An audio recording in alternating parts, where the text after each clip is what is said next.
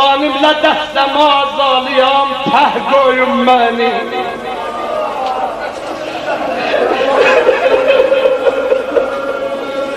Bunu gel Aşura okuyalım. Ama Aşura günü Allah Hüseyinçilerin qəlbinə bir səbri qoyar. Görərsən bu məmuli gündə adam çox ağlayır. Aşura günü elə ağlayamıyor. O Allah'ın işidir, səbri verər ki şiələr özünü saxlayarlar. Bunu gel mən Aşura okuyam, vəli indi sən okuyam. Qanimlə dəstəm azalıyam, təh qoyun məni.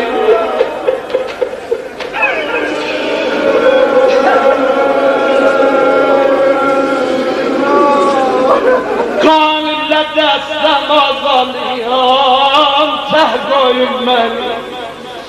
Bu qanlı səcdəgəhdə qoyam bir nişan yerə. Qoy səcdəgahı eşqə salım qanlı canamaz. Bu qan ilə verin şərəfə cavedan yerə. Dedi Zeynəbim dayanma gel. Zeynəb yola saldı. Bunu deyim Hacı Hüseyin şəhsi. Zeynəb yola saldı. Yüzün koydu o çukur yere. Dedi koyun ürək sözün anvari hakka bazeli. Çəkin ürəksəki peykani kəşve razeli. Bu ox yerindən axan qana dəstəmazeli.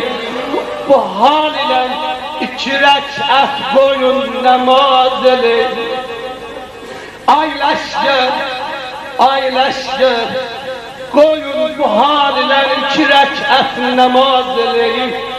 Cəza günü eləsin şiəm iftixar ölürəm.